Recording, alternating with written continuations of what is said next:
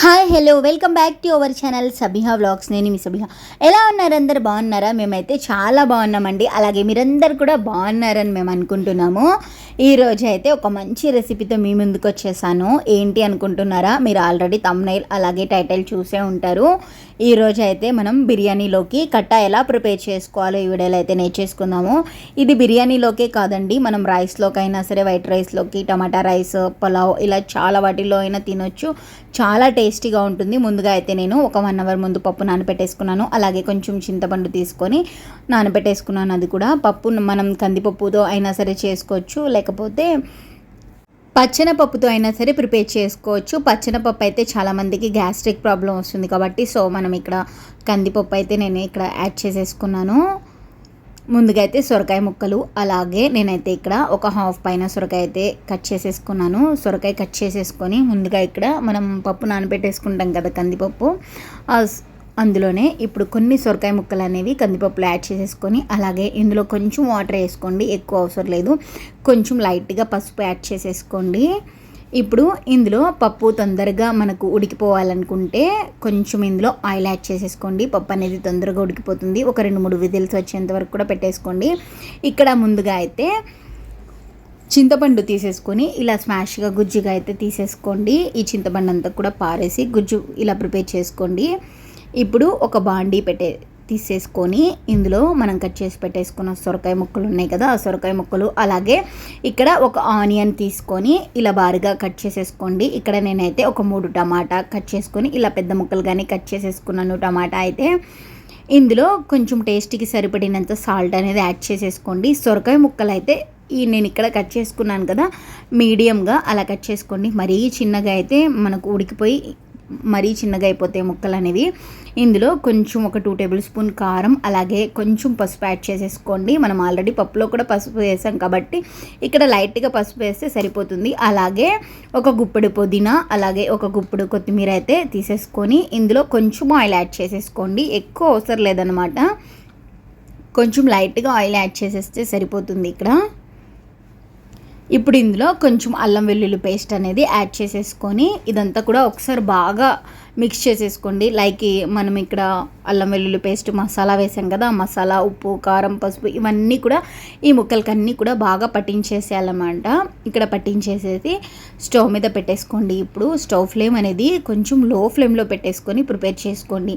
ఇందులో అసలు ఎటువంటి వాటర్ కూడా యాడ్ చేయాల్సిన అవసరం లేదండి. ఈ ముక్కలన్నీ కూడా మనకు ఇక్కడ లైక్ బాగా మెత్తగా అయిపోవాలన్నమాట. అప్పుడే మనకు చాలా టేస్టీగా ఉంటుంది కట్ట అయితే. ఇదంతా కూడా ఒకసారి మిక్స్ చేసేసుకోండి. మనకి ఇక్కడ వాటర్ వేయలేదు కాబట్టి కొంచెం మాడిపోతుంది కదా, సో మధ్య మధ్యలో ఇలా మిక్స్ చేసుకుంటూ ఉండండి. నేనైతే ఇక్కడ ఒక 2 మినిట్స్ పాటు మూత పెట్టేశాను అనమాట. 2 మినిట్స్ తర్వాత మూత తీసేయండి. చూసారు కదా, ఆల్మోస్ట్ ఇక్కడ కొంచెం ప్రిపేర్ అయిపోయిందనమాట. ఒకసారి అంతా కూడా బాగా మిక్స్ చేసేసుకోండి. ఇలా ఇంకొంచెం స్మాష్గా అయితే సరిపోతుందనమాట. ముక్కలన్నీ కొంచెం ఇదిగా ఉన్నాయి కాబట్టి.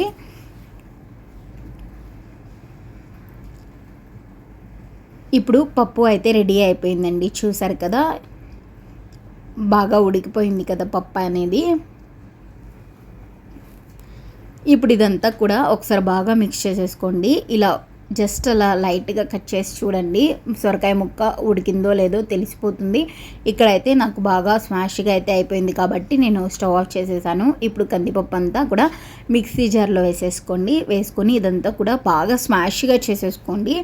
ఇందులో అసలు వాటర్ అనేది యాడ్ చేయొద్దన్నమాట, ఇలాగే ఉంచండి. చూసారు కదా, ఈ విధంగా అనేది గట్టిగా ప్రిపేర్ చేసుకోండి పప్పు అంతా కూడా.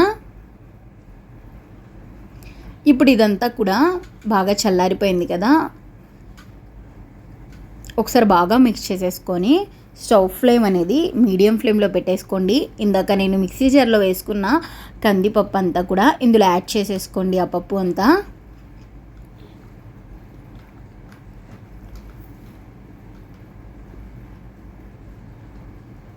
చూసారు కదా, ఇక్కడ ఈ విధంగా పప్పు అంతా కూడా యాడ్ చేసేసుకొని ఇందులో మీకు తగినంత వాటర్ అయితే యాడ్ చేసుకోండి. కొంచెం నేనైతే ఇక్కడ ఒక 2 గ్లాస్ వాటర్ యాడ్ చేసేసుకున్నాను. అలాగే ఇందాకలా మనము చింతపండు పెట్టుకున్నాం కదా, ఆ చింతపండు వాటర్ అంతా కూడా ఇందులో యాడ్ చేసేసుకున్నాను అనమాట నేను. ఇది వేసుకున్నాక ఒకసారి అంతా కూడా బాగా మిక్స్ చేసేసుకోండి. ఈ పప్పు అలాగే ఈ చింతపండు వాటర్ అంతా కూడా ఇలా బాగా మిక్స్ చేసేసుకోండి.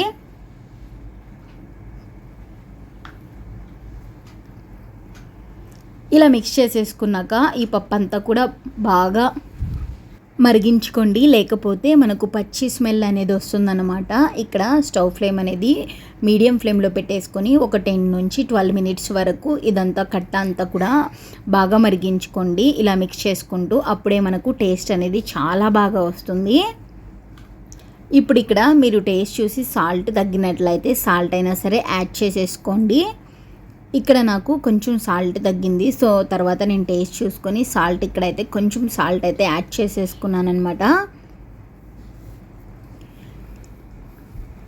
ఈ కట్ట అంటే మా ఇంట్లో అందరికీ చాలా ఇష్టంగా తింటారనమాట. ఎస్పెషల్లీ నానికైతే చాలా ఇష్టం అన్నమాట. నార్మల్గా లైక్ బిర్యానీ చేసేటప్పుడే ఇది కంపల్సరీగా మా ఇంట్లో వండుతామన్నమాట. ఈరోజు ఏంటో మరి గుర్తొచ్చేసింది, అందుకని చెప్పేసి వాళ్ళ కోసం స్పెషల్గా చేశాను. ఇక్కడ లాస్ట్లో మరుగుతున్నప్పుడు కొన్ని కరివేపాకు రెమ్మలు అయితే ఇలా యాడ్ చేసేసుకోండి, ఇంకా ఫ్లేవర్ అనేది చాలా బాగుంటుంది. చూసారు కదా, మంచిగా అయితే మరిగిపోతుంది కదా.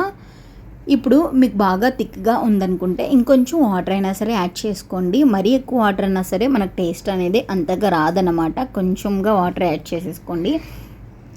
ఇప్పుడు స్టవ్ అనేది ఆఫ్ చేసేయండి. చూసారు కదా, చాలా ఈజీగా సింపుల్గా కట్ట అనేది ప్రిపేర్ అయిపోయింది మంచిగా. అలాగే ఈ వీడియో మీరందరికీ కూడా నచ్చింది అనుకుంటున్నాను. నచ్చినట్లయితే లైక్ చేయండి, షేర్ చేయండి, సబ్స్క్రైబ్ చేసుకోండి. Thanks for